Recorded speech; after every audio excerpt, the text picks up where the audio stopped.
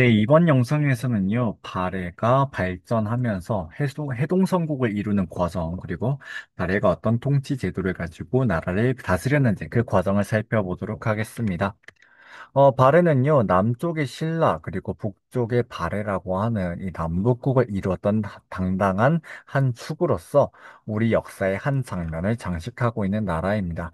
그런데 발해는 스스로 남긴 역사 기록이 거의 남아있지 않다는 이유만으로 우리 역사에서 그렇게 잘 알려진 나라는 아닙니다. 그래서 이번 영상에서는요, 발해 역사를 좀 하나하나 살펴보면서 이 나라가 어떤 나라였는지, 그래서 어, 우리한테 또 어떤 의미가 있는지 이 부분들을 좀 조심스럽게 살펴보도록 하겠습니다. 대조영이 처음 세웠던 이 나라는요, 원래 진국이라는 이름으로 출발했다가 그 이후부터는 고구려를 계승한 나라답게 스스로를 고려라고 불렀던 나라입니다. 중국에서는 발해라고 불렀고요. 근데 우리가 중국의 역사책을 통해서 발해 역사를 재구성하고 있다 보니까 대체로 발해라고 부르고 있습니다. 이 발해가 발전하는 과정에서 우리는 세 명의 왕을 만나볼 건데요. 첫 번째 무왕, 두 번째 문왕, 세 번째 선왕입니다. 먼저 무왕 때는요, 독자적인 연호를 씁니다. 우리는 그것을 인안이라고 부릅니다. 인안. 인안이라는 연호를 처음 썼던 무왕은요, 중국과 대등하다는 자부심을 갖고 있었습니다. 그래서 밖으로는 영토를 만주 북부까지 확장하고 당나라와 신라를 견제하면서 동아시아의 패권을 장악하려고 애썼습니다. 그런데 발해는 신생국가예요. 그래서 거대한 제국을 이루고 있었던 당나라를 혼자서 견제하기는 굉장히 어려웠습니다. 그래서 주변 나라들과 팀을 먹어서 발해는 당을 견제하기 위해서 돌궐과 신라를 견제하기 위해서 일본과 손을 잡고 동아시아 국제 질서의 당당한 한 축으로서 자리매김하게 됩니다. 그래서 당과 신라를 견제하려고 했는데 갑자기 발해가 당나라를 공격하는 일이 발생했습니다. 이 당나라를 공격하는데 앞장섰던 장군은 장문휴라는 사람입니다. 그런데 왜 갑자기 신생국가인 발해가 거대한 제국이었던 당나라를 공격했을까? 바로 당나라가 발해를 견제하기 위해서 발해 뒤통수에 있었던 흑수말갈과 교섭했다라고 하는 것이죠. 그래서 발해를 견제하려고 했습니다. 그런 상황에서 발해의 무왕은 당나라를 견제하고 흑수말가를 자기들 손 아귀에 두기 위해서, 자기들 세력 아래 두기 위해서 먼저 당나라의 산둥지방을 선빵을 때렸던 겁니다. 거기 앞장섰던 장군이 장문휴라는 사람이었고요. 그래서 당나라와 발해의 긴장이 고조되는 가운데 무왕이 사망하게 됩니다. 그런데 무왕 때 이렇게 당나라와 갈등을 많이 빚다 보니까 당나라와 그래도 나름대로 잘 지내면서 문물과 제도를 받아들이자라고 주장했었던 친당파 세력이 많은 탄압을 받게 되었어요. 그 중 하나가 바로 왕족 출신이었던 문왕입니다. 그래서 무왕 때 문왕은 탄압을 받다가 이제 왕으로 즉위하고 나서 자기가 원래 갖고 있었던 구상 당나라의 받아들일 부분은 받아들이자라고 하는 것을 실천하게 됩니다. 문왕 때는 일단 수도를 여러 차례 많이 옮기게 됩니다. 중경에 있다가 상경으로 갔다가 동경으로 갔다가 이렇게 수도를 여러 차례 옮기게 되는데요. 수도를 여러 번 옮겼다라고 하는 것은 오랫동안 한 자리에서 수도를 있다 보면 그 자리에서 그 지역에서 일정한 세력을 형성하는 귀족 세력이 생기게 돼요. 그래서 귀족 세력들이 자기 세력을 형성하지 못하도록 여러 차례 수도를 옮기게 됩니다. 그러면서 독자적인 연호를 사용해서 발해 왕의 권위를 높였다라고 알려진 왕이 바로 문왕입니다. 대흥, 보력이라는 연호를 쓰게 되고요. 대흥, 나라를 크게 키웠다. 보력, 황제가 주는 달력을 보력이라고 부릅니다. 즉, 발해 문왕은 중국 황제가 정해주는 시간대를 따르지 않고 발해 사람이라면 발해 문왕이 정해준 시간대에 따라서 살아야 한다라는 것을 이제 과시했던 것이죠. 전부 다 왕권 강화를 의도했던 정치적인 행위들입니다. 그래서 자신의 왕권을 강화하면서 독자적인 연호를 사용했고요. 뿐만이 아니라 중국과 대등하다는 자부심을 갖고 있었기 때문에 중국 황제처럼 나도 황제라고 불릴 수 있다 생각을 했습니다. 그래서 발해 왕들은 스스로 특히 문왕은 자기를 황상이라고 불렀고요. 대내적으로 황제국 체제를 지향하고 있었습니다. 그래서 수업 시간에 다루었다시피 발해의 정효공주 묘지명에 보면 공주께서는 대흥보력 효감금륜성법대왕의 넷째 따님이시다라고 되어 있어서 대흥보력이라고 하는 문왕 때 연호를 확인해 볼 수 있었습니다.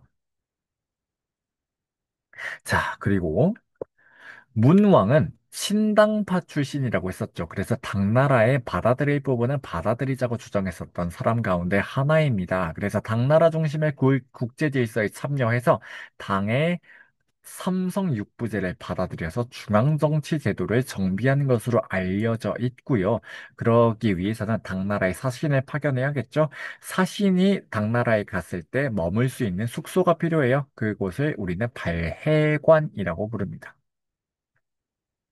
그래서 당나라와 외교 관계를 맺는 것을 조공 관계라고 하는데 조공을 바치러 갈 때 이용했던 길 조공도라고 부르고요. 일본으로 갈 때는 일본도, 신라로 갈 때는 신라도를 이용하게 됩니다. 그래서 발해는 주변 나라와 교류를 하기 위해서 이용했던 5가지의 길이 있어요. 그것을 우리는 발해 오도라고 부릅니다. 자, 그런데 이 발해 오도 가운데 좀 눈여겨볼 것은 신라도예요. 신라는 발해와 경쟁을 많이 했는데 그 경쟁 가운데서도 신라와 발해는 서로 공존하면서 교류했다라고 하는 거죠. 그래서 발해 동경에서 신라 서울이었던 금성에 이르는 길이 놓여져 있어서 우리는 이것을 신라로 가는 길, 신라도라고 불렀다는 것을 확인해 볼 수 있습니다. 자, 그런데 문왕이 죽은 뒤에 발해에서도 서로 왕위를 차지하겠다고 왕위 내분이 벌어지게 됩니다. 이렇게 치열하게 왕위 내분이 벌어지는 가운데 발해의 왕권은 서서히 실추되어 갔고요. 이것을 수습하는 왕을 우리는 선왕이라고 부릅니다. 선왕이 즉위하면서 발해 왕실이 한 번 교체가 되는데 이런 새로운 분위기 속에서 선왕은 새로운 연호를 쓰게 됩니다. 그 연호는 건흥입니다. 자, 그러면 우리 발해 왕들이 여러 가지 연호를 쓰고 있음을 알 수가 있어요. 무왕은 인안, 문왕은 대흥과 보력, 선왕은 건흥이라는 연호를 쓰고 있습니다. 이 선왕 때는 그래서 옛 구구려 영토 대부분을 회복해서 발해 영토가 가장 넓었던 때입니다. 이렇게 발해가 굉장히 큰 나라로 성장하다 보니까 중국 입장에서는 바다 건너에 아주 번성하는 나라가 있어. 바다 건너 동쪽 해동에 번성하는 나라 성국이 있어. 즉 발해를 어떻게 불렀다? 해동성국이라고 불렀다라는 것을 우리가 확인해 볼 수가 있습니다. 이렇게 승승장구하면서 발전하던 발해는요, 갑자기 멸망의 길을 걷게 되는데요. 그것은 거란이 침략했기 때문입니다. 선왕이 죽은 뒤에 발해는 다시 정치적인 내분 상태로 접어들게 됩니다. 그러다 보니까 발해 지배층이 서로 분열되어 있었고, 이런 국론 분열 상황에서 외적의 침입에 하나로 힘을 합쳐 맞서 싸울 수 없었던 것이죠. 그래서 야유라보기가 세운 거란, 즉, 요 나라의 침략에 크게 저항하지 못하고 빠르게 무너지게 됩니다. 이때가 926년이고요. 그 직후에 태조 왕건이 발해 유민들을 받아들이면서 발해 유민들은 고려에 흡수되고 고려는 진정한 후삼국 통일을 이루게 됩니다.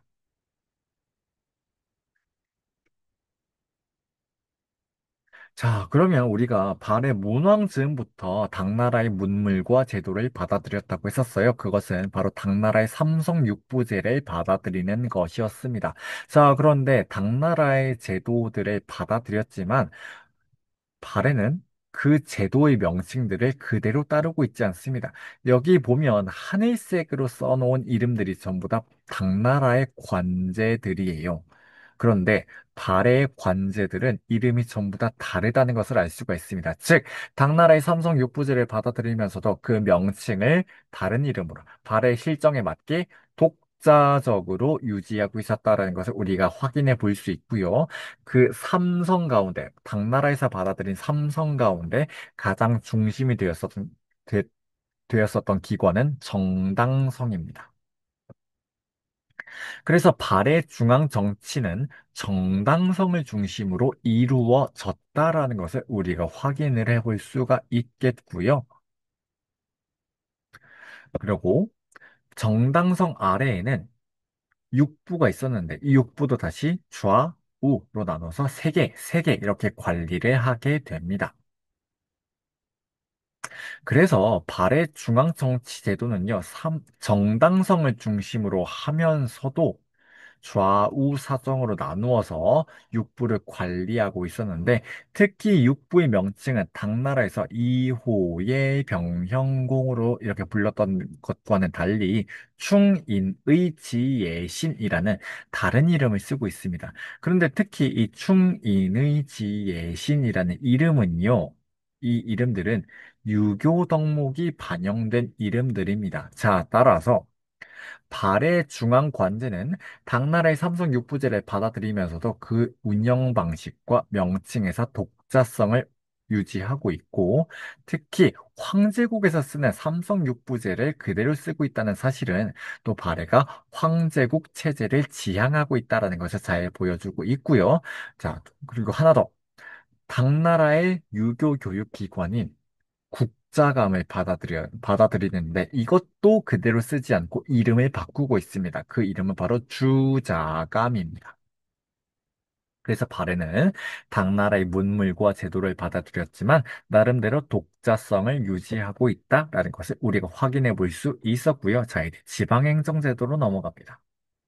발해 지방행정제도는요, 5경 15부 62주로 알려져 있습니다. 그 가운데 5경은요, 수도, 상경, 물론 수도가 발해 역사 내내 상경이었던 것은 아니지만 일반적으로 상경으로 잘 알려져 있죠. 상경을 중심으로 이제 놓여져 있는 교통망입니다. 교통망은 오도라 부르고요. 그리고 그 서울들을 오경이라고 부릅니다.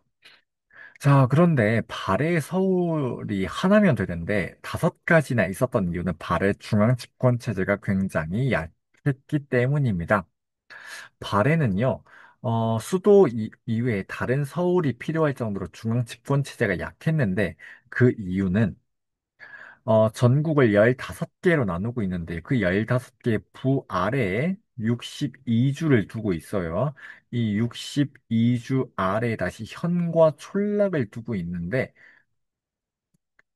이 지방 행정 단위들을 다스렸던 사람들을 보면요. 그 지방관들을 보면 모든 행정구역에 지방관을 파견했던 것이 아닙니다.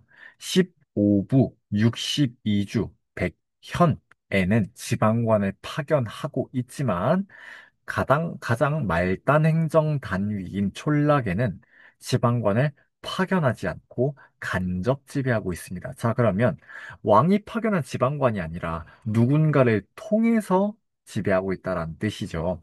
그것은 바로 말갈족 부족장들을 통해서 다스리는 것이었습니다. 발해는요, 그래서 말단 행정 단위인 촌락을 말갈 수령을 통해서 다스렸는데 바로 이 말갈 수령이 말갈 부족장들이라는 거죠. 자, 이게 통일신라와도 굉장히 비슷합니다. 통일신라도 구주 오서경 가운데 가장 말단 행정 단위가 촌이었거든요. 촌락과 촌은 같은 말입니다. 근데 이 신라도 촌을 다스리는 사람은 지방관이 아니었어요. 그 지역의 토착 세력가였던 촌주였다란 말이죠. 마찬가지로 발해에서도 촌락을 다스리는 사람은 중앙에서 파견한 지방관이 아니라 그 지역의 말갈족 토착 세력가 수령이었다라고 하는 거죠.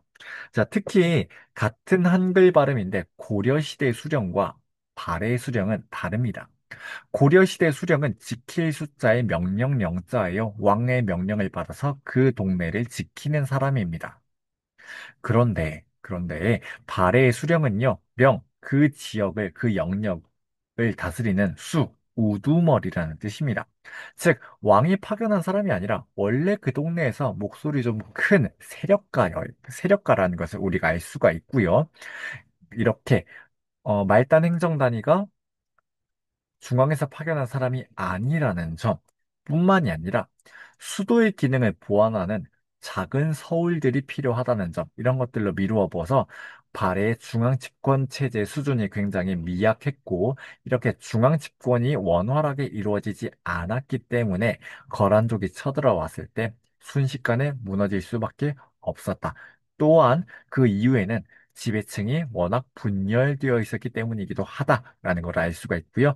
그러한 측면에 잘 보여주는 것이 발해 지방행정제도 5경 15부 62주입니다.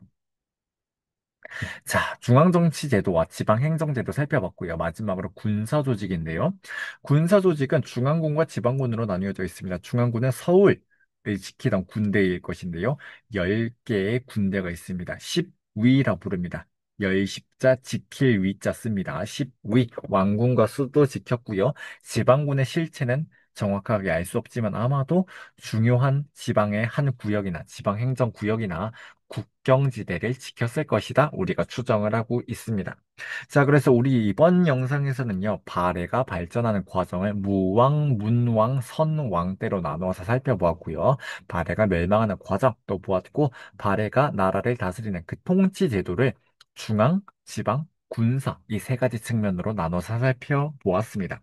자, 그럼 우리 다음 영상에서는요, 통일신라가 이제 하대로 접어들면서 중앙과 지방이 어떻게 분열했고, 지방 세력으로 등장했었던 호족의 출현이 어떻게 후삼국의 성립으로 나아가는지, 그리고 이 후삼국이 또 어떻게 고려가 건국되는 기반을 마련하게 되는지, 이런 부분들을 중심으로 살펴보도록 하겠습니다. 그리고 우리 그 다음 영상에서는요, 남북국 시대의 문화를 간략하게 정리해 보도록 할게요.